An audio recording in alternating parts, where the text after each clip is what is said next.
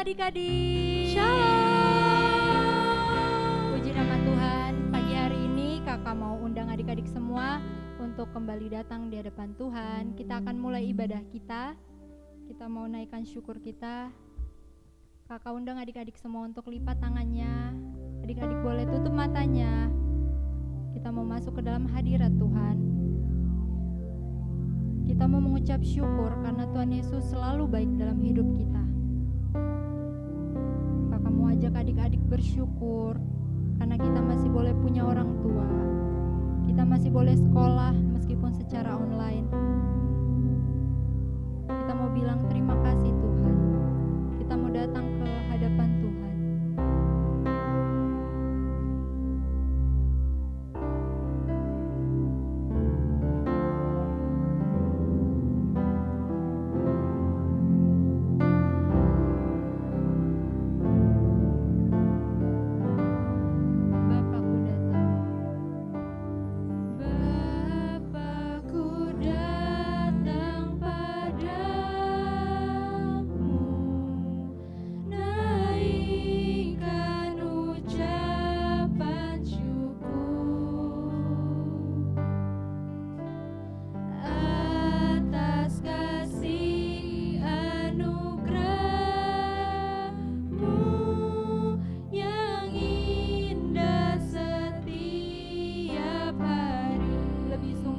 Bapakku datang, Bapakku datang padamu,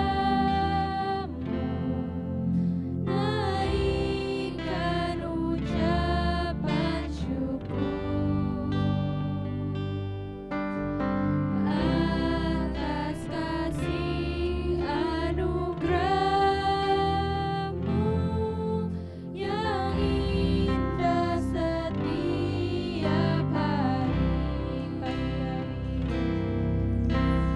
pagi hari, siang hari, sore dan malam hari, tak hentinya mengucap syukur atas kebaikan-Mu. Kita ulang lagu ini dari awal.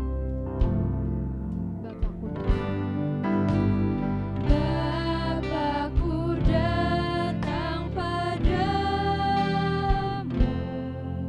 naikkan ucapan syukur atas kasih anugerah-Mu yang indah setiap hari. Pagi hari, siang hari, sore dan malam hari, tak hentinya mengucap syukur atas kebaikan-Mu. Pagi hari, siang hari, sore dan malam hari, tak hentinya mengucap syukur atas kebaikan-Mu, atas kebaikan-Mu, atas kebaikan-Mu, atas kebaikan-Mu.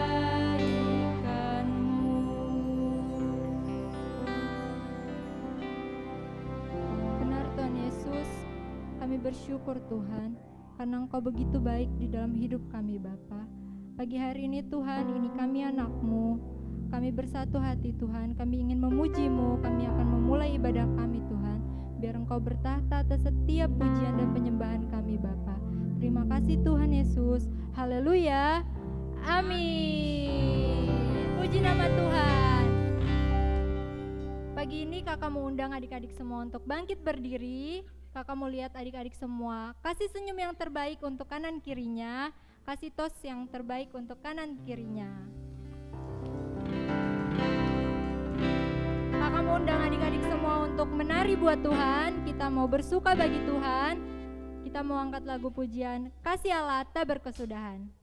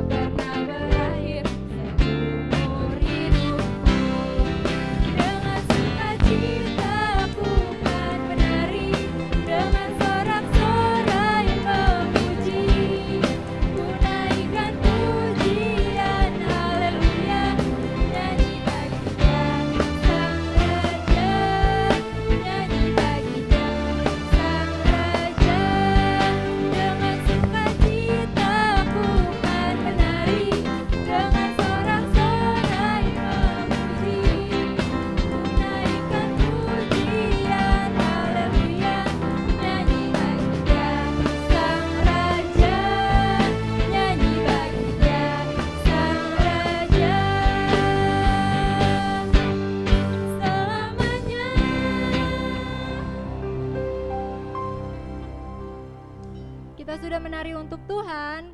Sekarang kita akan mendaki gunung bersama Tuhan. Yesus besertaku.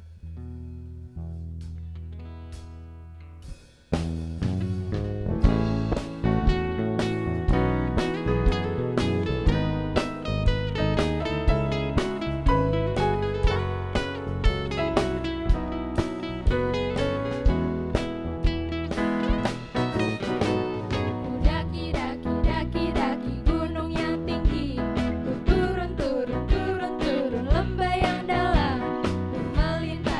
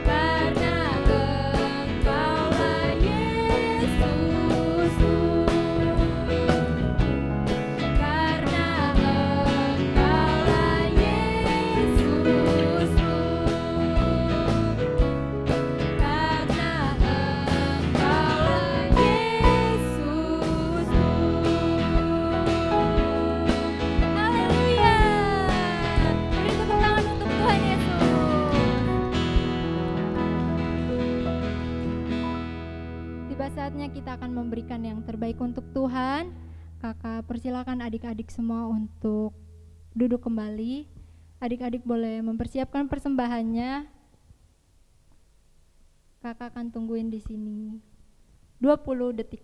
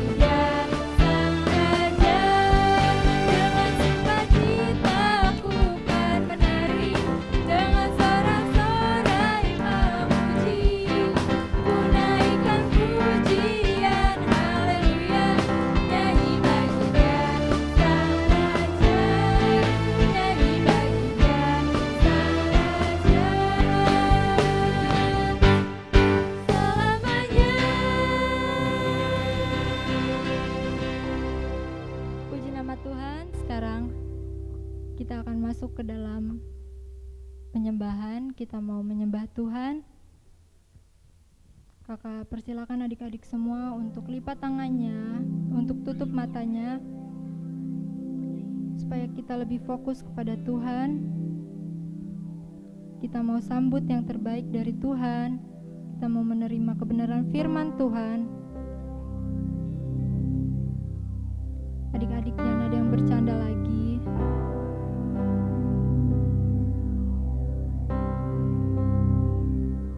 Kita mau katakan, Engkau ada bersama kami, Tuhan. Karena hanya bersama Tuhan kita bisa melewati semuanya. Hanya karena perkenanan Tuhan kita boleh ada hingga saat ini, adik-adik.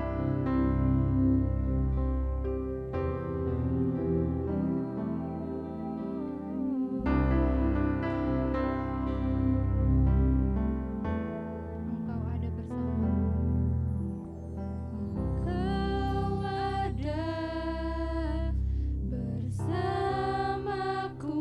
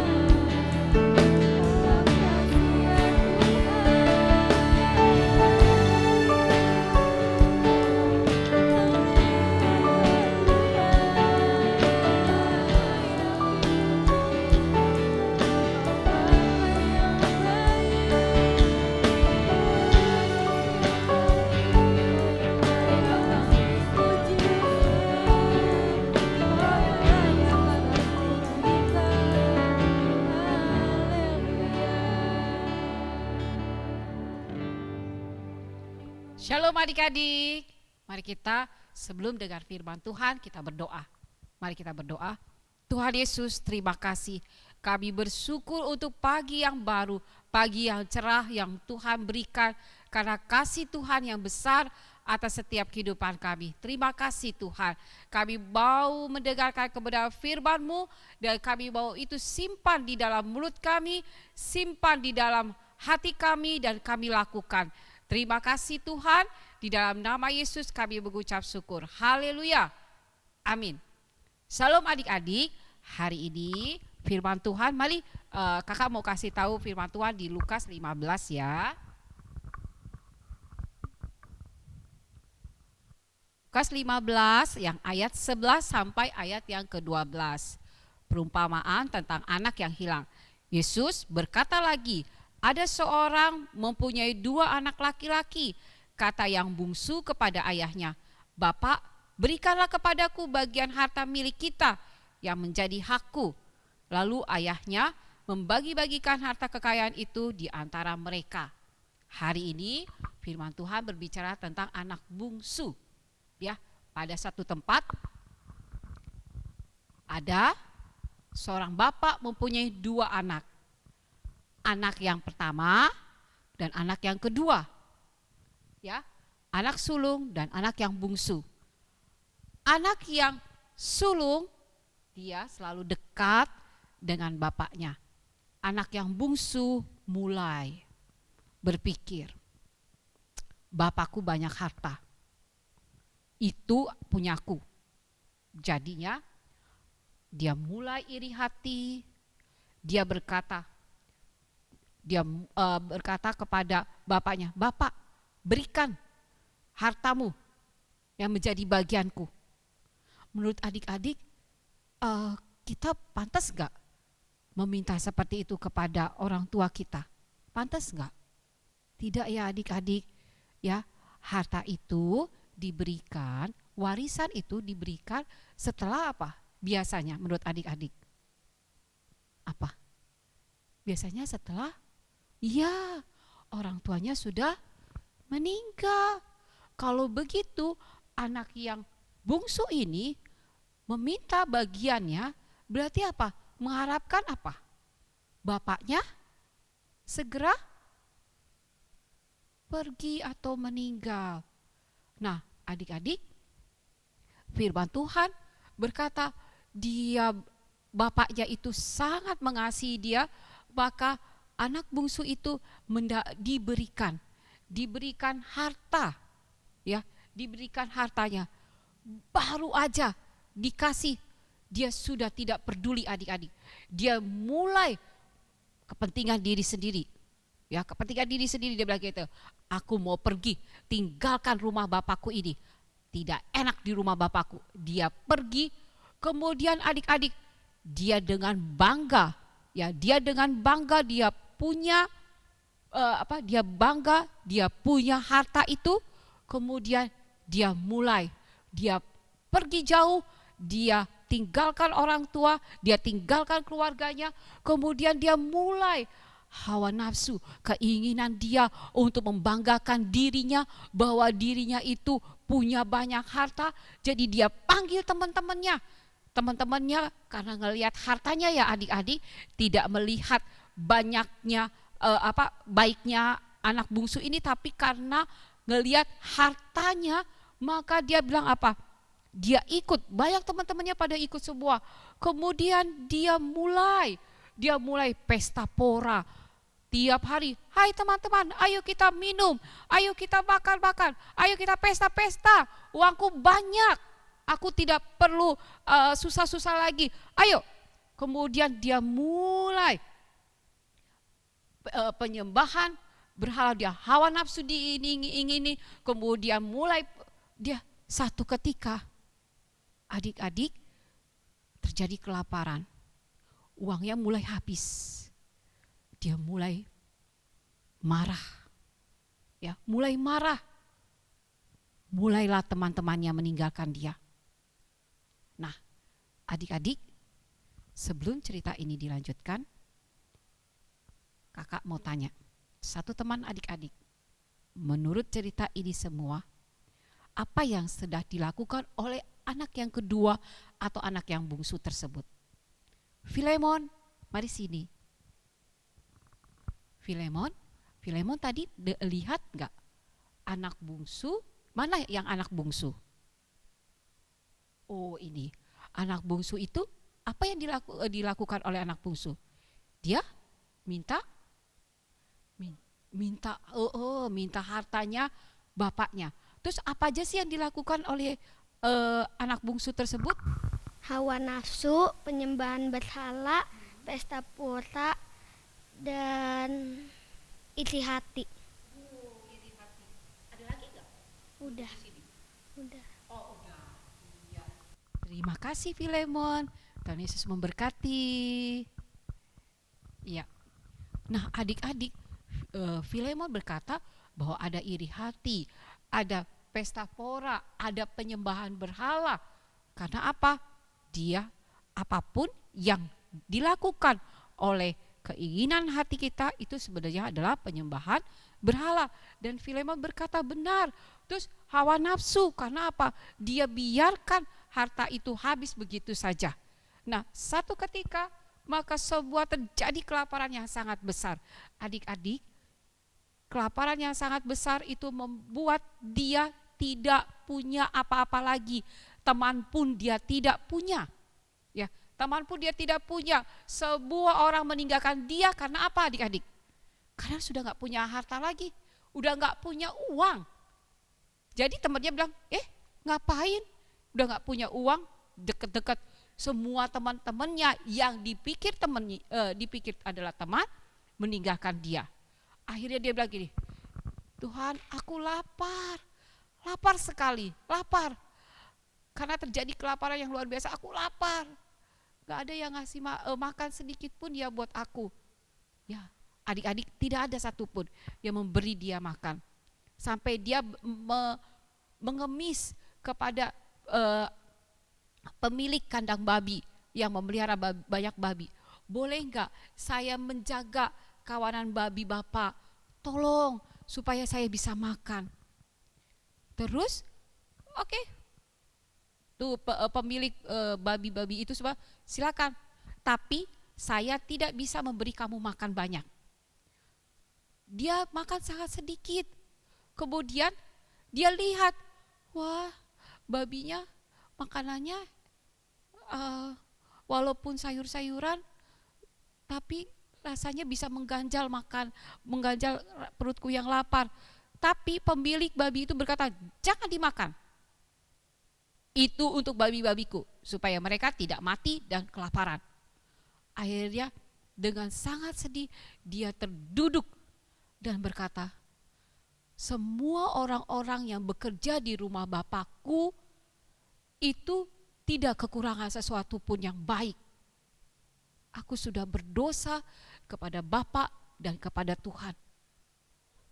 Baiknya aku akan menjadi budak saja buat Bapakku supaya aku bisa makan. Nah, adik-adik,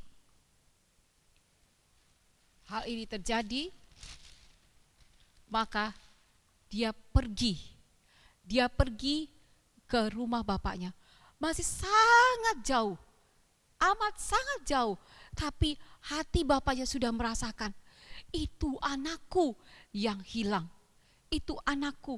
Dan dikatakan apa? Dia berlari, bapaknya itu berlari, sehingga apa? Sementara anaknya tertuduk-tuduk, takut, seperti itu. Dan ketika sudah sampai bertemu mereka, maka bapaknya memeluk dia dan berkata kepada semua orang-orang yang bekerja dengan dia, ambil cincin, ambil sendal yang terbaik, kemudian pakaikan jubah yang terbaik. Adik-adik, cincin itu artinya apa? Melambangkan apa? Meterai. Ya, melambangkan meterai bahwa dinyatakan sebagai anaknya kembali. Ya, dan dikatakan bahwa sebab anakku ini telah mati dan menjadi hidup kembali. Ya, menjadi hidup kembali ia telah hilang dan didapat kembali. Di dalam Lukas 15 ayat 24, firman Tuhan berkata seperti ini. Adik-adik, apa artinya?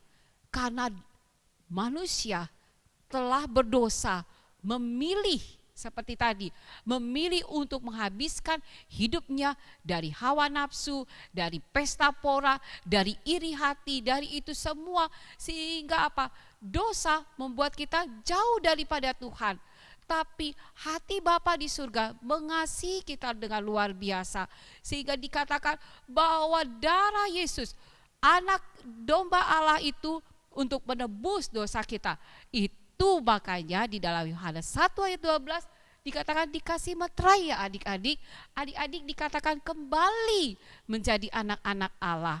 Adik-adik, kalau kita menjadi anak-anak Allah, menurut adik-adik, boleh enggak kita seperti anak bungsu tadi, ya seperti anak bungsu tadi, kembali lagi minta harta, kemudian pergi lagi foya-foya. Menurut adik-adik, begitu enggak?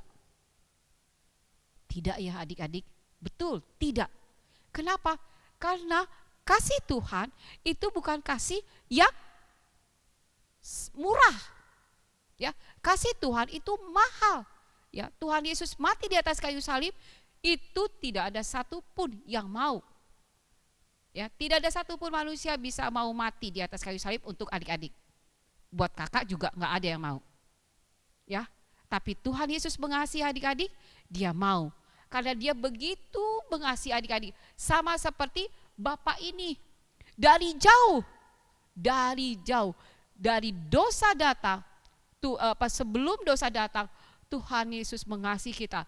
Dan ketika kita berdosa, Tuhan mengasihi kita sehingga dia kirimkan anaknya yang tunggal.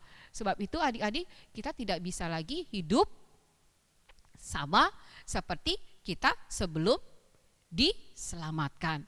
Ya, sama seperti ini. Dikatakan dikasih meterai. Tanda bahwa kamu sudah diselamatkan. Kamu adalah anak-anak Allah.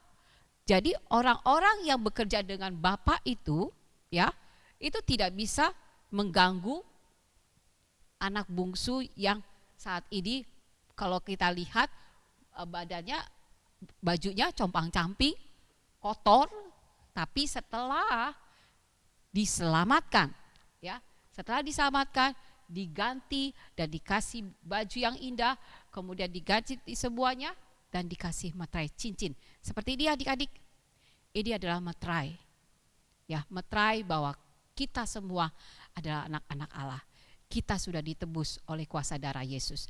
Kita tidak lagi hidup, oh aku sudah diselamatin, udah deh aku pergi lagi untuk berfoya-foya, aku hidup seenak-enaknya aku, atau aku hidup untuk ya udah kalau mama suruh adik-adik bangun 5 menit lagi mah, adik-adik bantu cuci piring, nanti mah adik-adik kerjakan PR, nanti mah.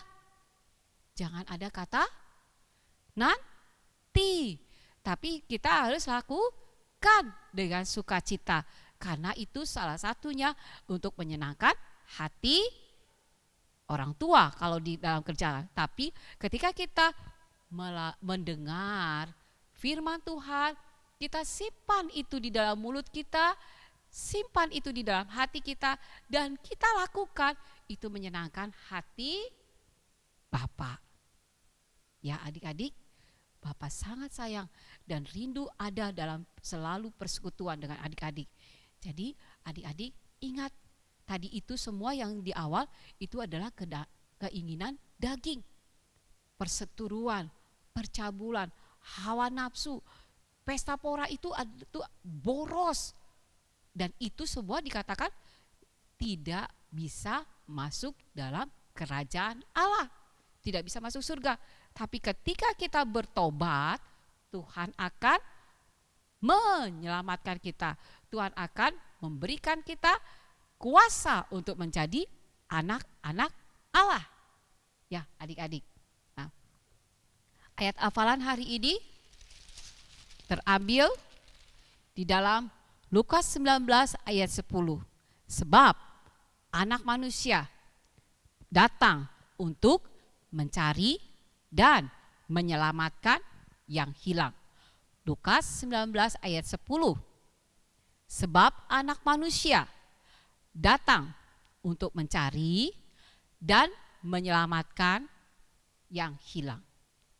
Sekali lagi, adik-adik, kakak, kita semua adalah anak-anak yang hilang. Tapi oleh karena kasih Tuhan, Tuhan menyelamatkan kita semua. Tuhan mencari kita dan Tuhan mengampuni kita ketika kita menerima Tuhan Yesus sebagai Tuhan dan Juru Selamat secara pribadi. Nah, adik-adik, sekali lagi, Lukas 19 ayat yang 10. Sebab Anak Manusia datang untuk mencari dan menyelamatkan yang hilang. Lukas 19 ayat yang ke-10. Sebab Anak Manusia datang untuk mencari adik-adik, mencari kakak, dan menyelamatkan adik-adik dan menyelamatkan kakak. Ingat firman Tuhan hari ini, jangan lakukan lagi apa yang dilakukan oleh anak yang bungsu itu. Ketika kita sudah menerima Tuhan Yesus sebagai Tuhan dan Juru Selamat, apa yang harus kita lakukan adik-adik?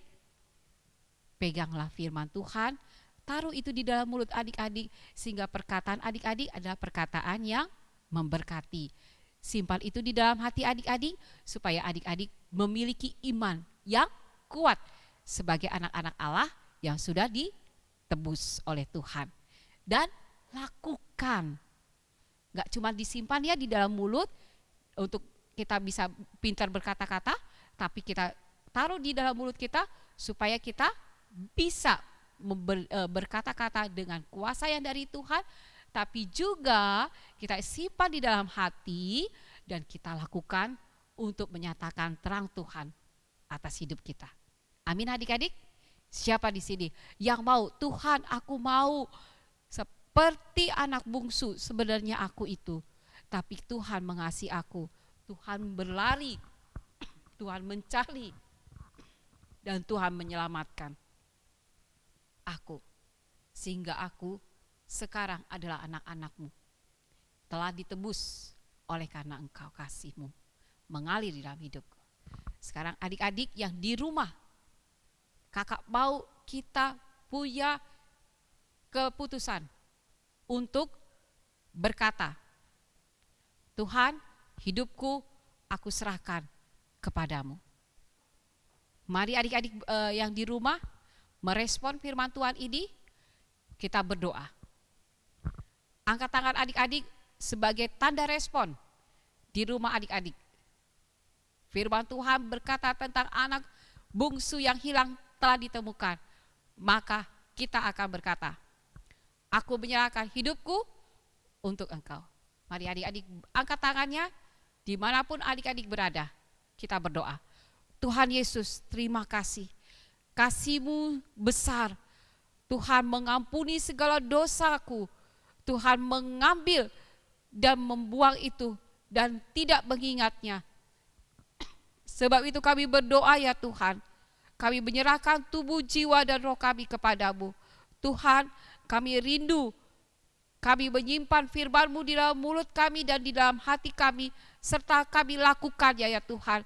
Sebagai tanda kami adalah anak-anak-Mu yang telah ditebus dan diselamatkan. Sebab itu kami berdoa Tuhan, berikan ya Tuhan hati yang sungguh-sungguh mengasihi akan Engkau.